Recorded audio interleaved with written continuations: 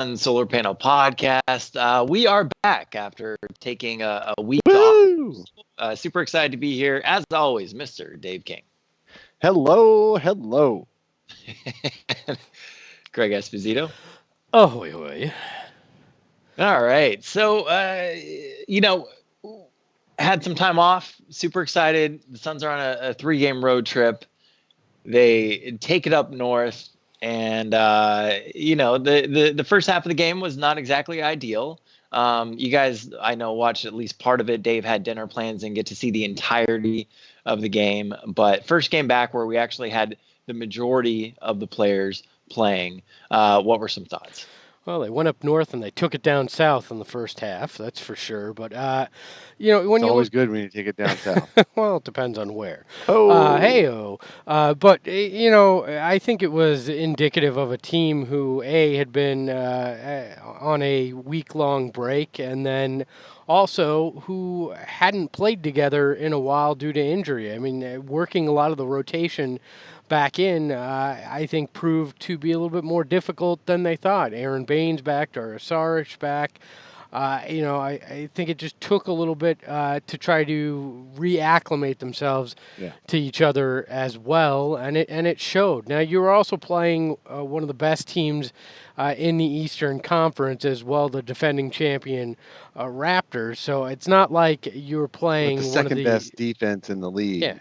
Yeah, it wasn't like you were playing the Sisters of the Poor. Now, you did waste another pretty damn good Devin Booker effort. We're used to that after the last 5 years, but that was, I think, the most disappointing part of the evening is Devin Booker had another great all-around game, and you couldn't find a way to get a win. But I think this was a dress rehearsal for 2 games in the rest of this road trip that you need to pick up in Chicago, and then I believe Utah is where they finish it up. So, well, to be fair, it was Devin Booker really figured out the defense a lot more in the second half, and Ayton, I think he had 4 points and 8 boards or something going into the second half, so he didn't really get it going until then. A lot of that game, too, was the second unit just coming in. I mean, Jevon Carter played extremely well. He was spark off the bench, everything that you want Jevon Carter to be in those situations. Most of the time you don't get it, but it was really great to see that out there. Ty Jerome, I thought that he played okay. Kelly Oubre could never get it going the entire game. That seemed to be something. And then when the Suns were really close, they ended up missing 2 wide open 3-pointers, one by Devin Booker, another one by Mikal Bridges. And by the way, I don't know. It is so frustrating how good of a 3-point shooter Devin Booker is, except for in game. Reminds me of it was Lance Blanks once called Luke Zeller the best non-in-game shooter I've ever seen. And best shooter outside of games. I've ever seen. So literal quote. I think Devin Booker's starting to fight him for that title at least. It's not even a pressure thing because he takes it to these 3-point contests during the All-Star games and he kills it. He's fine under pressure. I don't really understand what it is. It's because he likes taking it off a rack rather than a pass. I don't know. Like, is there any way can we just have that Mountain Dew energy ball or whatever they called it in the 3-point contest just sitting out there on a pedestal for Devin Booker to shoot with, in games? I do not know, because he used to actually be better than this in games. As well, and maybe it has something to do with the defense. Maybe defenses have figured out how to play him better beyond the arc. But man, they have been terrible when it comes to 3-point shooting, and I believe there were 18% last night in that game. That's just not going to get it done in today's NBA. You have to work that much harder when your opponents are hitting threes and you can't hit a 3 to stay in a game. I mean, it's just simple math. A 3's worth 1 more point than a 2, and we've seen it take this league by storm, and that has to be a focus this offseason. How do you get additional shooting on this roster and make it mesh with the rest of this team? Because right now it's not working, and they are going to need that to win games. I mean, there's just no doubt about it. Well, on one hand, at least they're getting their attempts back up. about a week before the All-Star break, they all kind of had a come to Jesus moment and sat around and stared each other down and said, come on, man, we can't be last in throwing up attempts. At least you have to throw the ball at the rim to possibly make some three-pointers. And the Suns were last in the league from, I believe, around Christmas time to about a week and a half ago, last in the league in attempts per game at around 27. Then all of a sudden they decided, you know what, we're going to start hoisting some more threes. And so they beat the Rockets that night. They had a great night against the Rockets. And then barely lost to Denver and beat Golden State. And there was they lost to the Lakers, but at least they've been throwing up the threes. And last night they did put up 34 threes, which is okay. Yeah, but they only made 6 of them. Like, if you're only going to make 6 of them, go back to shooting 27 of them. Bright side, man. We're talking about the bright side. At least they're putting them up there. Some of them are going to find the hoop. No, yeah, they got to find better shooters because this offense really will hum when Deandre Ayton when he's drawing those 3 defenders every time he catches the ball near the post. Then there's going to be three-point shooters open, and they've got to be able to drain these shots. You've got to be able to hit these open shots. It's just crazy how bad the Suns have been collectively this year on threes. Well, and I mean, it should also open up things for Devin Booker as well, because he won't be the only one that defenses feel is a threat out there beyond the arc. So it should loosen up the defense if you've got a few other guys out there that can hit him as well. Unfortunately, that's just not the case right now. I mean, I think Frank Kaminsky and whoever that guy that pretended to be Aaron Baines at the beginning of the season, those were the closest things to legitimate 3-point threats this team has had. Now, we need that dude back that pretended to be Aaron Baines in the beginning of the season. Can we redraft him? Yeah, I don't know if they just overplayed him to the point where he's just exhausted now or what, but whoever that guy was, can we slap his picture on a milk bottle and find Aaron Baines' evil twin? Because it would be nice to have a guy that plays like that as your backup center. Mm-hmm. So the Suns, Vegas has the Suns at 32.5 wins to close out the season. I believe the Suns have 26 games left to go, which means they would need to, win about 40% of the games out? You guys taking the over-under? Well, what's interesting here is I mapped out for brightsideofthesun.com. I mapped out the rest of the regular season schedule. If you take the probable wins based on the way they've been playing this year, this whole season, if you take the probable wins against the probable losses, they would finish about 10-17, which would be 32 wins on the season because coming in with 22 to start with. 32 wins on the season if they don't improve, if they just stay as inconsistent, sometimes good, sometimes bad, usually lose to the good teams, usually beat the bad team, wins. So, Tim, your question, are they going to go over that 32.5 wins? I mean, an optimist in me would say yes, but the pessimist will say 32 sounds about right.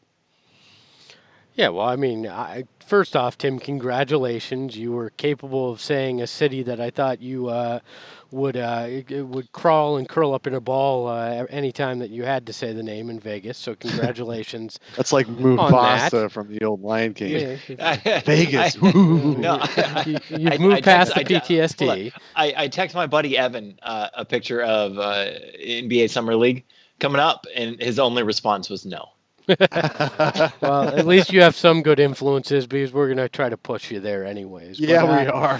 But this is how good Vegas is, right? I mean, Dave went through the numbers. If they play that way, the way they have all season, they're going to hit 32, right? So Vegas understands how to put the number exactly where you're not quite comfortable going either direction, right? Right.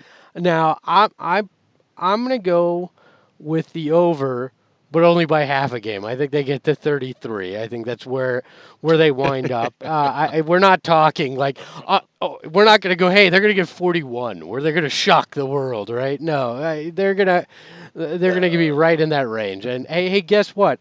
I'm pretty sure this was the show where we basically told you they were going to be between 32 and 35 wins this year, and I think that's where they're going to wind up. Is right in that range. So, but Vegas, they're beating the original Vegas odds. If anybody was smart enough to have gone out to Vegas and actually taken bets at that time, or place bets, or wherever you place bets these days, I'm not a gambler, and done that 29.5 where everything started, you're in really good shape to win that money. Yep, I mean you're basically guaranteed that money right now. I think it would be catastrophic to not hit that. Basically, stop it. You're ruining everything. We're jinxing it. Oh my gosh! All of a sudden, Devin Booker breaks in half. Ricky Rubio's leg falls off. That's already happened. That one, Greg. Ricky Rubio's already disappeared, so you don't have to worry about that. Well, it's only a flesh wound, and then another leg will fall off, and so he'll be walking around on his hips. Anything can happen, right? But even so, the Suns will have the third biggest turnaround in the whole league if they finish with the 32, 33, 34 win range. And even if they only finish with 30 wins, they'll have the fourth biggest turnaround in the league. So we should be proud of this team. It's tough when you're in the middle and the mire and the muck of watching the team and wanting them to win more games than they actually do. That's tough. I get it. I want them to win every freaking time too. But we should be able to step back and be proud of the fact that the Suns have an all-star and they've won more games, a bigger turnaround than just about every team in the league this year. Zach Hensley on YouTube chat says to go over, and the Suns are going to go on a 20-game win streak. So yeah, good for you, Zach. Also want to know if, Greg, your camera is a bit closer to your face than normal. And as soon as he said that, I looked on. It is right on you, buddy. Yeah, I'm trying a new setup here. It's not exactly working. Yeah, we're going to go back to the old setup. Going back to the old setup. You guys are assholes. At least that's consistent. I take the over on Dave and Tim being assholes. All right. I think it more has to do with the fact that you shaved. That has a lot to do with it. A lot to do with it. There's a lot more face you can see now. Hey, Greg, can you move that camera about 5 feet further away from you? That would be I great. wish, but I'm in a walk-in closet, so there's not a whole hell of a lot of room. All right. Can we make it smaller? So I do want to talk a little bit about the All-Star game, and the point I want to make is, so for years the All-Star game, I haven't cared about it. I thought it was a pretty shitty game. Like, it's not really all that entertaining. It's not very competitive. It's like, I don't really care, right? Like, if it's on TV and I happen to be home, I'll watch it. Other than that, I'm not going to.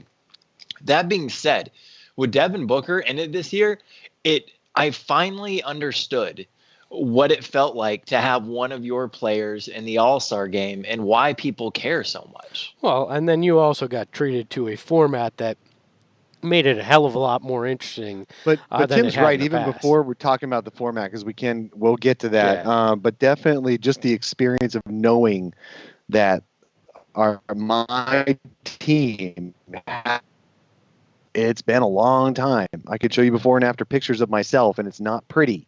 The last time we had a Suns player in the All-Star game when I was a fan. Yeah, and I mean 2012. It's been a long freaking time. Yeah, but even that was like a career achievement award kind of thing. I mean, but you're right. Steve Nash in 2012, that was great. And what's so funny is that the local media, because they all jump on a plane too, and they go out there. So we got several of the local media who go out there, the ones who are paid and on salary for their organizations, unlike myself, who just suddenly jump on a plane when a guy is sent there. They had been to All-Star games every single year for a very long time through 2012. And I remember some of them thinking, oh, it's kind of a relief to get the weekend off, starting in 2013. Oh, yeah, this isn't bad. Well, 8 years later, they're all very excited to get back on the freaking plane. They're all different, too. I mean, they're all they're all different beat writers. I don't think any of them had ever actually gone to cover at All-Star games, so it had to be a new experience for all of them. So but also, I mean, it helped too when he's in there for for 2 minutes. In the first 2 minutes he's in there, he has a spectacular putback dunk too. Like that caught everybody, including LeBron and AD, off guard, including Devin. Yeah. By surprise. Oh my gosh, I can jump like that. Who knew? He has never in his career. I've seen every play of his career.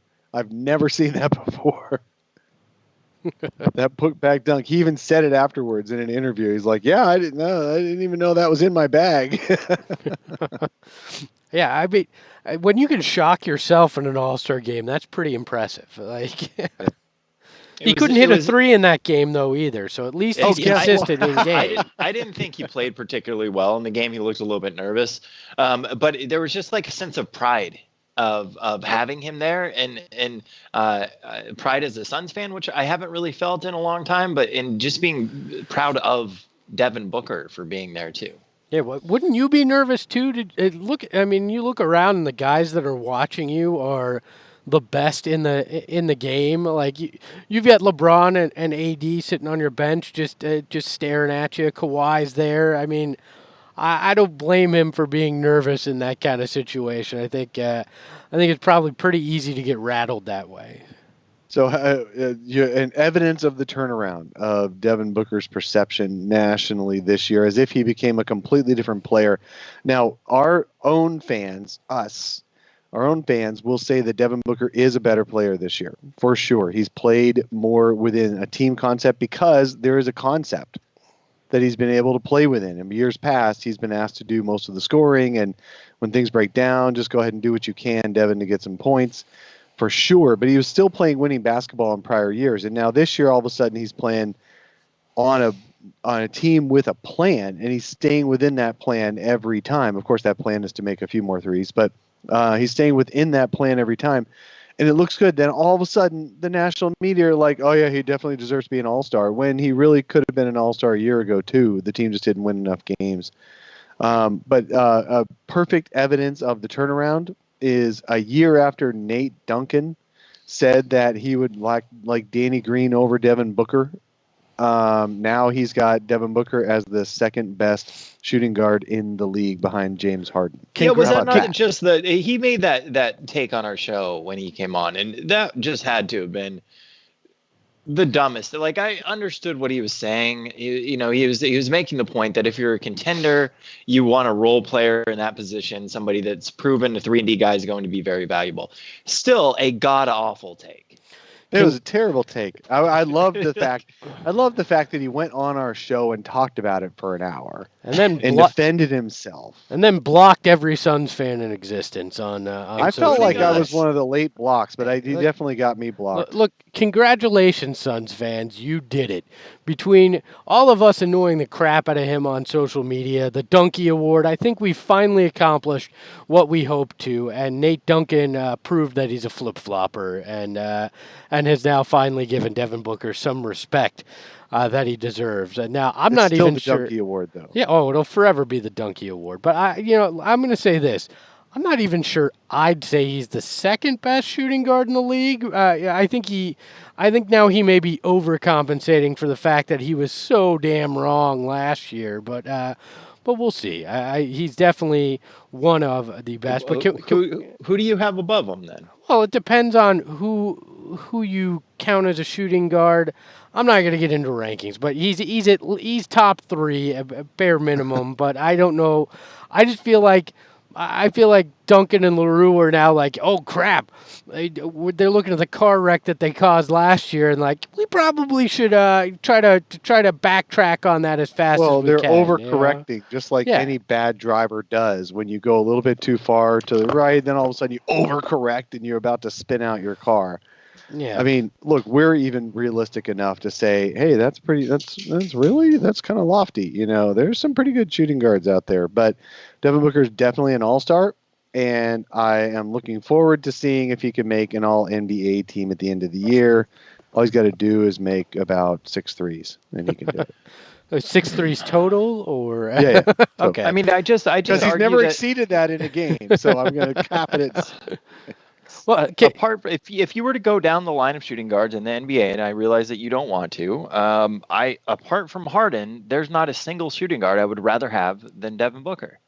Well, do you count Chris Middleton as a small forward or shooting guard? Where do you put Middleton? Well, regardless of where you put Middleton, I still wouldn't rather have Chris Well, Middleton if than Devin Booker. this season I would. You go look at it. Chris Middleton's putting up what would be MVP numbers for a guy if he was leading a team rather than playing next to Giannis on the team that's He on doesn't have any pace to win personality, 70 so he's wins. out. You know, like I think there's an argument, but he's top 3. I mean, there's no disagreement there. Simple fact, I just think it's amazing that they go from I'd rather have Danny Green to second best, and not that much has changed in Devin's game. Right. The efficiency is slightly better this year than it But was. he was the super previous efficient year. last year. Yeah, too. I know. I mean, the only thing is it's slightly better. Like, so I don't see how you make that big of a jump where nothing changes outside of the fact that he was an injury replacement on an all-star team. And if you're basing how good a guy is simply off of does he make an all-star team or not, you're a moron anyways. So, Fabio on YouTube did say maybe Beal or Clay. I could see the argument for Beal, obviously not for Clay because Clay's not playing.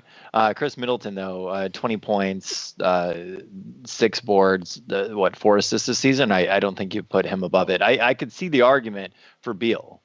yeah, certainly. I mean, Beal's up there as well. No good on the Twitter chat goes, Greg is about to get the next donkey. And, you know, maybe I am. I don't know. No, I think it's a legit argument. I think Bradley Beal would be great. I think is great. He's the only actually guy who scored as many points as he has and not made the All-Star game. Thank God it's not him and Booker anymore. Thank you, Damian Lillard, for having that little tweak and then going on the Booker train. I really appreciate being that conductor. So Damian Lillard, when the Portland Trailblazers come and visit the Suns in a few weeks, you have got to give Damian Lillard a standing ovation, Suns fans. You've got to stand up and cheer him like he is the original Sun. We need him to be cheered because he's the one who led that train to get him on that All-Star game in that 12-hour period. It was just amazing. And then Celtic Pride him, where we kidnap him until the Trailblazers are willing to trade him to Phoenix. You cheer him once in the starting lineup when he's introduced, and then you boo him the rest of the game because we're still Suns fans. You do not boo Damian Lillard. Just be silent the rest of the time. That's true because you can piss him off. Don't boo him. If he loves Devin that much, he could be a piece of the next super team. So let's not upset him, Phoenix. All right. All right. Stat of the week, guys. Stat of the week. You guys ready? Stat of the week. Stat of the week. Stat of the week. All right. That is almost as bad as Tim's haircut. Hey, PIPM team leaders, player impact plus minus. This is basically a luck adjusted plus minus with the value of the box score and a handful of other small things that estimate a player's value over the course of the season. And what that means is basically if a team goes completely cray from 3 one night, that's more luck than anything else. The stat takes that into account. Hold on, did you just say cray? A little bit. All right. You're about 15 years too old to be saying that, but all right, continue. Team leaders for the Suns PIPM this season. Ricky Rubio leads the squad at plus 2.74. But wait, the fans are saying he sucks and he needs to go. Yeah, no, I know. I see all that garbage out there, too. Mikal Bridges, plus 1.59. Devin Booker, plus 1.26. And Deandre Ayton, plus 1.18. Yeah, absolutely. Look, we talk about... I don't know how you argue with it. Yes, that is the math of the situation. Well, here, let's just talk through it a little bit. I know Ricky Rubio is hard to watch. I get it. I watch him and I'm going, he should be a better shooter after all these years in professional basketball. How do you not develop a better jump shot? I totally get it. And I totally get it that fans, not just casual fans, but also super fans, really love to see a jump shot go in the hoop. That's just basketball. And so it's hard to appreciate a Ricky Rubio out there. It really is. I get it. But having said that, the Suns are nowhere without Ricky Rubio. Nowhere. This is the guy who's running that offense. He's leading the defense. He's doing everything a point guard needs to do, except that one thing you want to see him do. He's making passes. He's setting up the offense. He's putting guys in position to score more than any other player. And I'm not just saying compared to the Suns' backup point guards. I'm just saying compared to most. He's no matter how you look at it, no matter how you slice it, he's a middle of the pack point guard for the NBA. Yes, there's 15 better point guards out there, but you know what? There's a lot more than 50 more players out there who try to run point guard in this league, and Ricky Rubio, we are lucky to have him. Should we have a better backup point guard? Absolutely. It's even more frustrating than watching Ricky Rubio is watching Elie Okobo. And I just don't understand how that dude is still getting playing time. I hope Monty does hit some adjustments, but then again, no one else is playing great. Javon Carter is playing hard, absolutely, always plays hard, but he doesn't run an offense. The offense totally bogs down with him. And Ty Jerome can run an offense, but he can't make any shots right now, and he doesn't do a whole lot consistently well. So you're the Suns are stuck, and you need to appreciate Ricky Rubio for who he is. He's making a huge difference for this team. Huge difference. And we need to stop worrying about the fact that he can barely get the ball over the rim to get it in the hoop, let alone make the shot. Well, the problem in part with Ricky too is, I mean, you played him so many minutes earlier in the season. I think he's wearing down a bit, and that goes back to there's not a backup point guard. You need somebody else that can run this offense, and it can't all be on him. And I think, yes, he's a middle of the pack point guard, and guess what? He's paid the 17th most out of point guards, even with what he's making. So he's paid right where he's, right where he's playing as well. By the way, I find the PIMP rankings more interesting, where it's I find PIMP rankings more interesting, where it's Kelly and Devin neck and neck in those rankings. Funny. So this isn't the only stat. The only advanced stat that shows that Ricky Rubio has no, just about every single one of them, all of those. You're right, Tim. Right. Yep. Well, the best impact on the team. And for me personally, Ricky Rubio has always been one of my favorite players. I just love to watch him play. The only thing I've been disappointed with him this season has been his defense and his inability to stay in front of guys at times, and I think that has hurt the team. But overall, I enjoy watching Ricky Rubio's game. Well, you know what's interesting, too? You look at it. Rubio's on that list. You brought up Ayton on that list. These are two guys that take a lot of the ire of Suns fans, and yet they make that list. And then you look at Mikal Bridges is there. I think you said he was second in the group, and people will debate, well, should he be a starter or not? It's just interesting that when you look at the impact, you've got two guys that take a lot of hate, and one that people are like, well, maybe he should be a bench guy or not on that list when you're looking at the advanced metrics of it all. Mikal Bridges has gotten a lot better over the course of the season. I mean, there's a lot of moves that he's doing that he just didn't have earlier on. He's a lot more aggressive. All of a sudden he has a Euro step at times, which honestly kind of surprised me that he didn't have that before.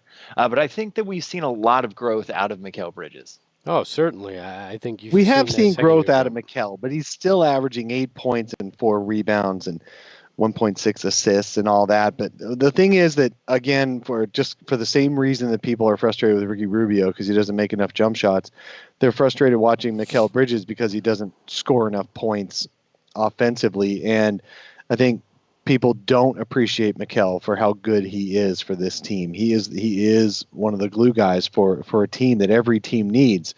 We all loved PJ Tucker when he did this kind of thing, scoring less than 10 points a game and not filling up the box scores, but doing all the other things for you. Mikal just does it quieter than PJ. PJ's a bowling ball. And Mikal just kind of glides around and does a lot of good things.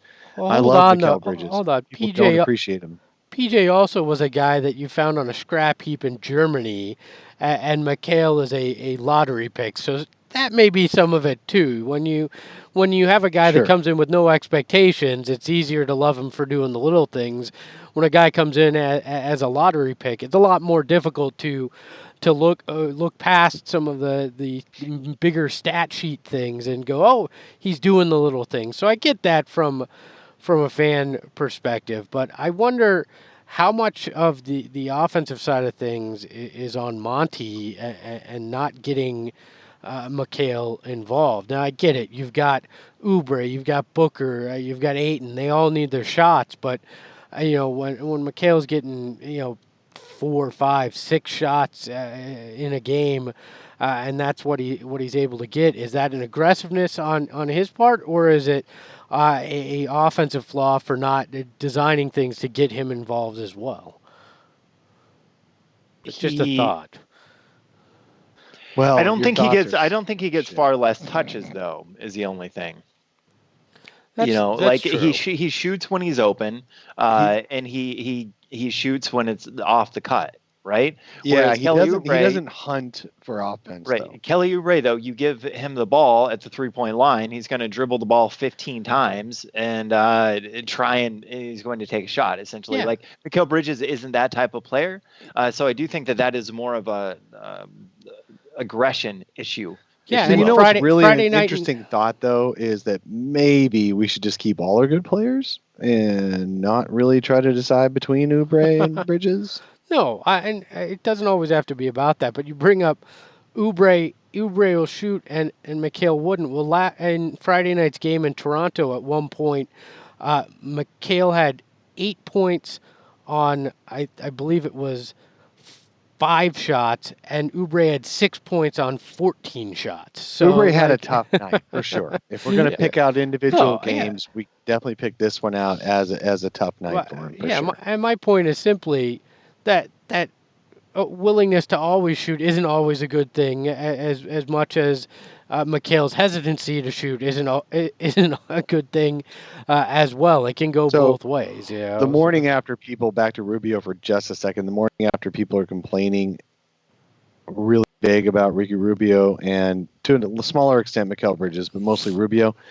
Rubio had 13 points, 9 assists, 4 steals, and 3 rebounds. I mean, the guy had a really good game. He just didn't shoot the ball well, but nobody shot the ball well. And nobody should expect him to shoot the ball well. He led that comeback in the second half, from what I heard. Well, not exactly. It was so the bench came in, Javon Carter specifically came in, and that's sort of what sparked the comeback in the game. And then when they were really close down the stretch, Monty took the subs out, put back in the starters, one of those starters being Ricky Rubio, and that's when it kind of went downhill. It wasn't just because of Ricky Rubio by any stretch. Rubio was only a -5 in a 17-point loss, though. Hey, let's take a step back, and I think Suns fans are getting a little spoiled here.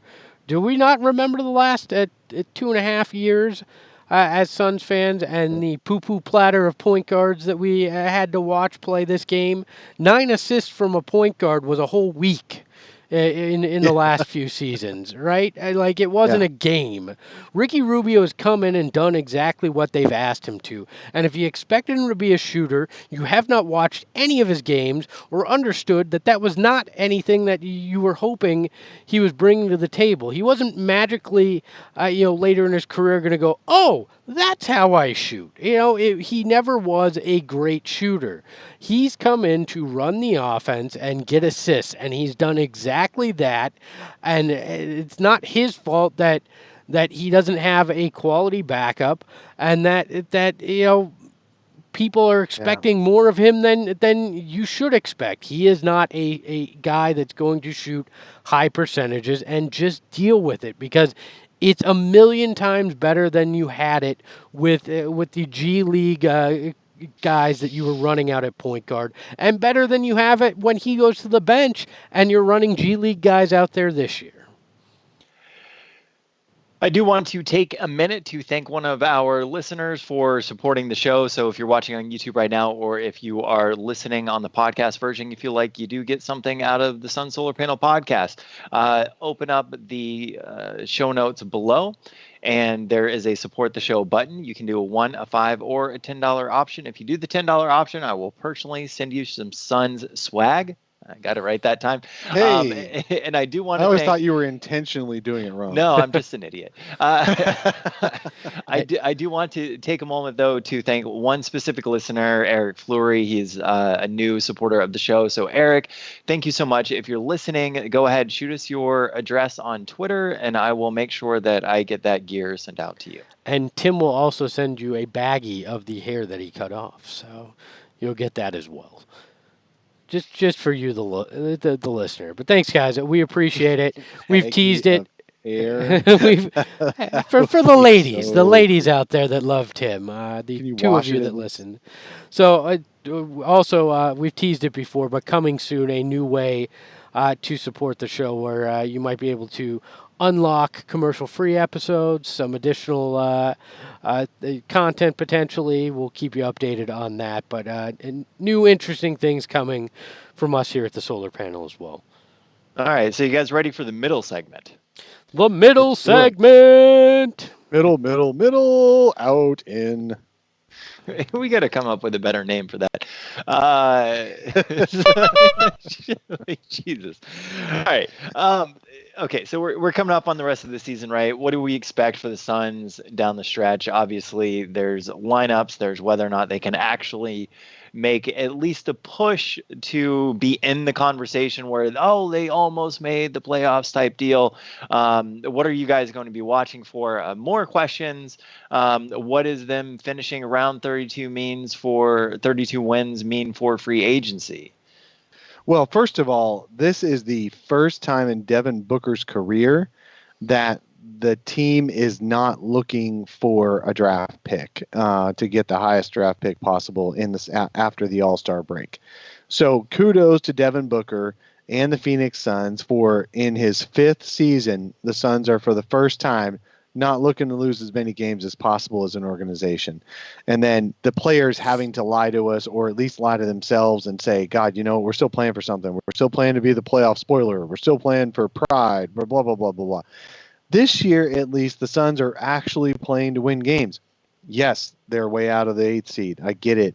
They get it. They're not dumb. And when people say they should just fold and give up, like I saw in a few Brightside comments yesterday, I'm like, what? You've got to play like you're going to go on a run. And guess what? Sometimes you actually go on the run, and sometimes you don't.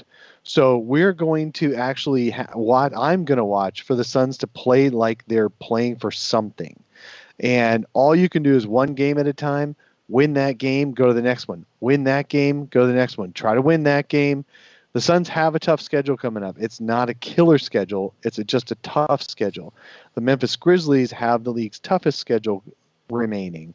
The New Orleans Pelicans is the team most likely to climb up to that 8th seed, and that'll be awesome to watch Zion Williamson going against Anthony Davis in the first round. That'll be fun if that's what happens. But in the meantime, the Suns need to do everything they can to win every game they can. Get to that 32, 33, 34, 35 wins. Do something that they haven't done in Booker's entire career, and go into the summer grow, because you know what? Here's what's happening. DeAndre Ayton, Devin Booker, Kelly Oubre, and Mikal Bridges are the core of this current team. They're also really young. None of them has hit their career peaks. They haven't even approached their career peaks yet, and they're gonna get better. Free agents are going to like that. And the Suns right now, they have free agent money. They're one of only 6 teams in the NBA who will have money to spend this summer. There aren't great free agents out there, but there are really functionally good free agents out there, like Danilo Gallinari and Jeremy Grant and Bogdan Bogdanovic and guys like that. There are players out there who can really help this team, and the Suns will be able to acquire 1 or 2 of those to add to the core of this team and continue to get better. I'm looking forward to this. I think the second half of the season can mean something if we're not using the playoffs as the only barometer of success. Oh, certainly. I don't think the playoffs are the only barometer of success. Somebody in the chat said, progress, not perfection, is what you should be looking for. And I think that's the truth. It's all about are you taking those steps to continue to get better? Are things clicking in the second half where you show, hey, without injuries, if they can remain healthy, that this team really does have something going for it. You have to try to figure out what do you have right now so you can understand what you need in free agency. I think the Suns benefit from this being one of the weaker drafts we've seen in a while because there's not that pressure to wind up with a top 5 pick because there's potentially 3 or 4 game changers in this draft. I mean, it really looks like 1 or 2 at most, if that, in this draft. So tanking isn't even something that needs to be discussed or considered. Plus, you've got James Jones' lack of desire to have draft picks as well. I mean, I believe it was Gambo was saying, do not expect this team to keep their first round pick. That it's in all likelihood going to be traded. So I think that's a good thing. You don't have to focus on this. We don't have to be worrying about which prospect is which right now. It's just about, can this team prove that they can be a quality basketball team over the next handful of years, and can they prove that the building blocks are here, and who are those building blocks? Do any of these backup point guards emerge as somebody that you want to keep long term, or are all of them proving that they're too much of a project? Should they be the third, fourth guy off the bench in terms of a point guard moving forward? There's all sorts of questions that can still be answered in this, and you want to see 32, 33, 34 wins because, to your point earlier, Dave, that's one of the top turnarounds in the NBA this year. That's something to be proud of. Yeah. We always called You've this. got to, at the bare minimum, you have to finish with a 3 in front of your win total. You've got to have 30 something. You've got to get out of the 20s. The Suns haven't been out of the 20s in 5 years. That's a milestone that will be. I mean, if you can look back on this season and you can see Deandre Ayton is a clear number 2 as far as total player, because he actually likes to play defense, and which is rare in NBA players, especially ones who have been golden childs their entire lives. So playing defense and offense, Deandre Ayton being a clear number 2 on a good team, showing that they can win consistently. Devin Booker being a clear number 1 or 2 on a really good team. Devin Booker getting an all-star game under his belt, so the Suns now have an all-star on their roster, and getting in the 30s on wins. Those are huge success stories for this season, and we need to remember that. And then anything on top of that is gravy.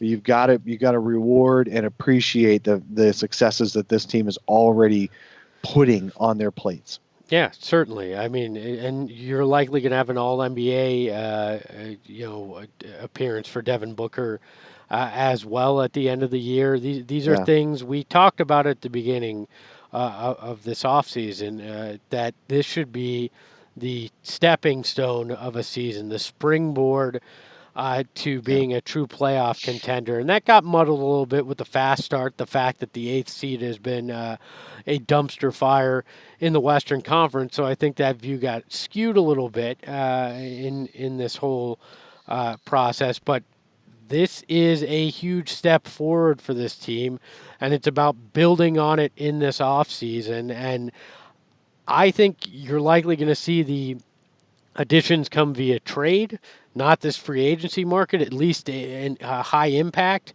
addition. But this is the offseason where you take that next step to where you are a true a competitor for that 8th seed, that 7th or 8th seed in the back half of the West. And yes, it's going to get tougher next year, but that's why you have to understand in these final 25, 26 games what you have and where you really need to supplement going into the offseason. And you need to figure out, is Aaron Baines more the guy you saw at the beginning of the season, or more the guy that you've seen recently that's injured and just underperforming in expectations, but you have to make a decision on him this offseason as well. So there's a lot of important things coming up in this back half of the year. Yeah, it's a lot of important milestones, and also just the feeling of every game. For the first time, the Suns are actually being looked at as a legit team, and in the second half, post All-Star break, part of a season, the Suns have not been seen as a legit team for 5 years. So it's really interesting in Devin Booker's entire career. So they're going to see the Toronto Raptors coming out strong against them instead of thinking it's an auto win and barely slogging through the game like the Suns have watched the good teams do in the past years. So when the Suns do get wins at this time of year, it's going to be over teams that really aren't good. And if they beat some teams that are good, it'll be real wins, not just they just showed up thinking they had an easy one in their back pocket. So every game is even different now for Devin Booker than they have been in prior years that he's going to be seeing. And there are guys on his team who are used to that kind of intensity from the opponent that's really going to help. Aaron Baines and Ricky Rubio and all these guys are used to seeing, Dario Saric are used to seeing other teams' best plays, best efforts. And it's so Devin is really learning. This entire season is a great learning experience for DeAndre and Devin on how to really focus and push and succeed under the pressure of playing against really difficult circumstances. And, I really think Devin Booker learned a lot in the All-Star game too, watching those guys kill each other for that, to race to 157 with that, the Elam ending, the target score ending. That was incredible to watch that fourth quarter of that All-Star game. And I did cut us off a little bit. Greg, you were going to talk about it. I thought we'd get back to it, and we didn't. So sorry about that.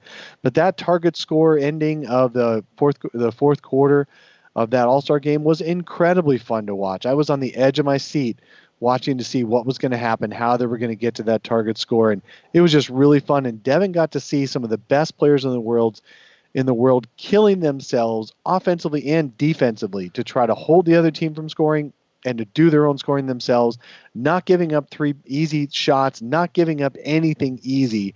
It was really fun to watch. And Kyle Lowry, who plays for the Raptors, really was a big player in that game. So was Chris Paul. It was really fun.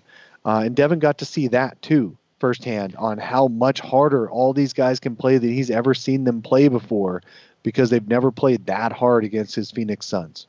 Yeah, I think it gave him a sneak preview of how the intensity gets ratcheted up in the playoffs. It goes to another level on both ends of the court, and it becomes something completely different than what you experience in what have been meaningless regular season games for Booker. And I think he's up for that kind of challenge. If you look at this Suns roster, I look at him and go, that's the guy that would thrive, I think, in that kind of situation. And you need DeAndre Ayton to continue to learn how to use his body and bang against guys to get there, because that's what this playoff atmosphere will be like for them. One thing that we haven't touched on that I think was that caused some waves. Did you see Giannis wore the University of Arizona versions of his shoes the other night, and the internet all of a sudden was like, well, maybe we should save that money for 2021. Is there any way to kind of just sign a bunch of one-year deals? Yeah, he wasn't doing that because he loves Arizona, though. No, he was doing it because the U of A wears those shoes on a regular basis. I think it was just simply that showcasing a variant of his shoes. It was a U of A shoes, right? Why? Because he's got a big beef with James Harden, who went to ASU. You think that was part of it? Yeah, that's what people are saying. Yeah, he went out of his way to say how much.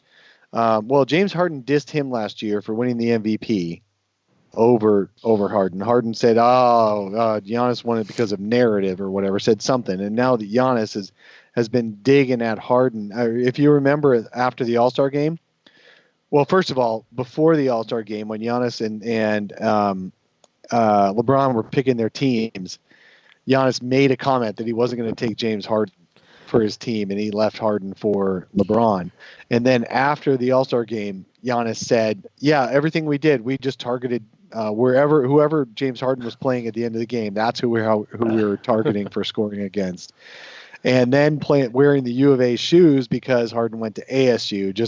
Just all these little digs against Harden. I think it's probably one of those fun rivalries that people accuse Greg and I of not liking each other, and it's just hilarious.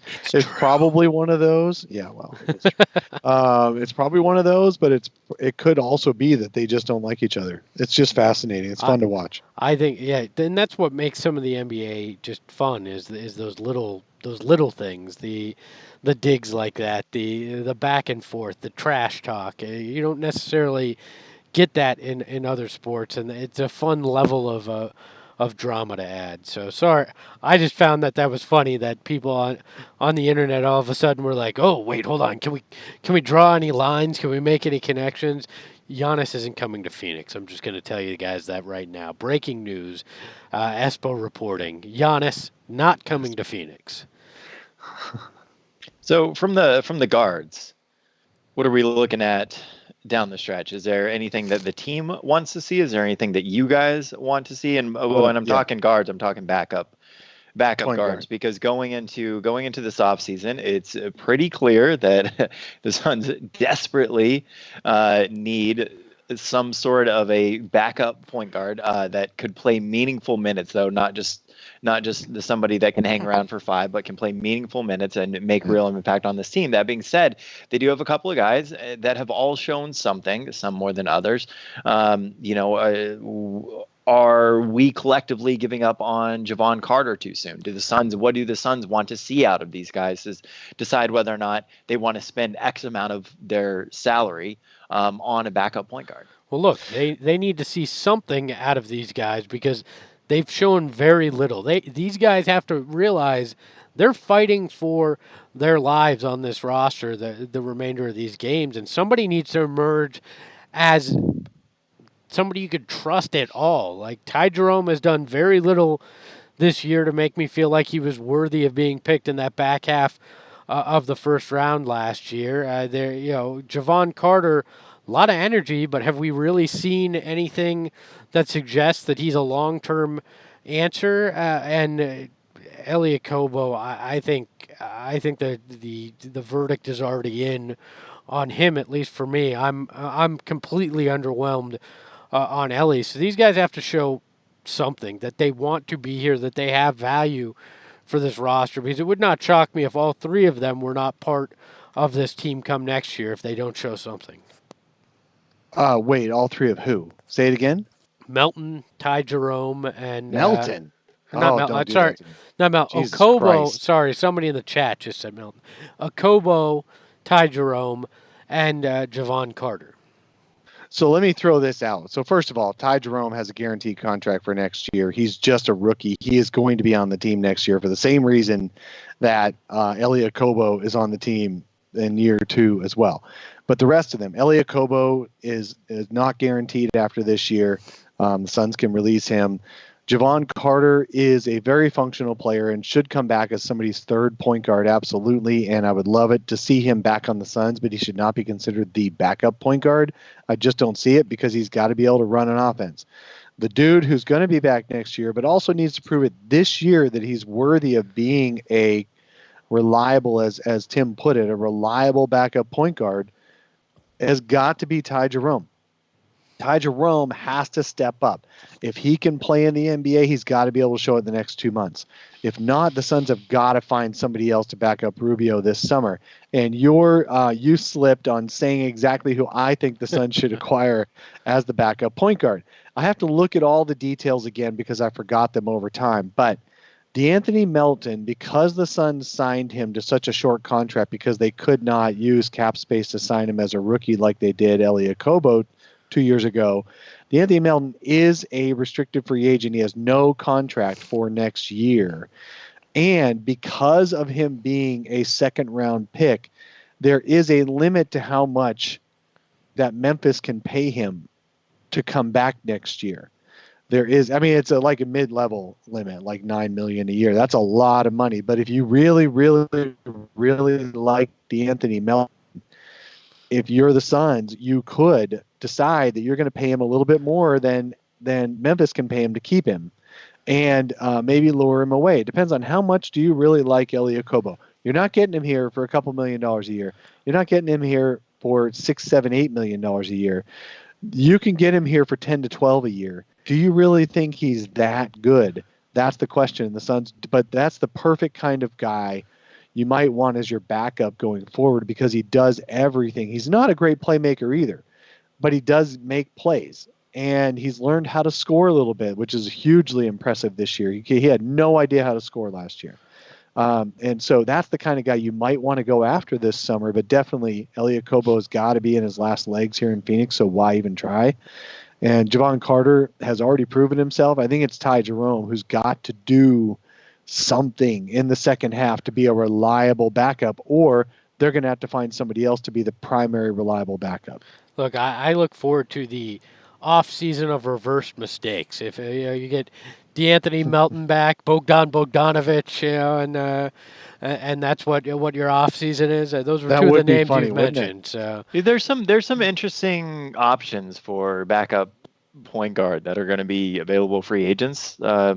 Jeff Teague, Dragic, your guys' favorite, Brandon Knight, Jordan Clarkson, Dellavedova, Fred VanVleet, DJ Augustine, Chris Dunn, Michael Carter-Williams, probably going to get a Napier. Malcolm Brogdon contract. I don't think the Suns should be paying that. I know. That was a bit of a, but he's an interesting option. Emmanuel Mudiay, Shaq Harrison, Reggie Jackson. Like there are some options at backup. Interesting and options are two good words to use. Yes. Not your future answer at point guard, though. If you're looking for that, somebody that could inherit the throne after Rubio's contract, I think you're going to have to go trade. The other thing Ty Jerome has to ward off is that where the Suns are going to be picking in the draft this year, if the Suns keep the draft pick, that is. And I would not be surprised if James Jones trades out of the draft. I would not be at all. I think that's probably his primary goal. But if the Suns keep the draft pick, the draft is heavy in backup point guards. It's not heavy in star point guards, and it's not heavy in other positions, but it is heavy in backup level point guards. And Ty Jerome has to play well enough so that the Suns don't take yet another point guard with their draft pick. And they've got, Jalen LeCue also in the far deep wings that could develop. It isn't really a point guard, but he could develop as a great combo guard too. So Ty has to play well enough that the Suns don't turn that direction in the draft. A name that keeps coming up in the chat is Spencer Dinwiddie, which is a name that's come up a lot for Suns fans. I just don't see the Nets wanting to move off of him. Because look at Kyrie. I mean, he's been Hey, sorry about that, everybody. We had a technical glitch, so that'll be the end of the show, but we appreciate you watching and listening to the Sun Solar Panel. We will be back next week with more here on the show with Dave, Tim, and myself. If you want to follow us, you can follow us at Sun Solar Panel on Twitter. You can always donate to the show by clicking the link in the footnotes below, and we look forward to talking with you next week.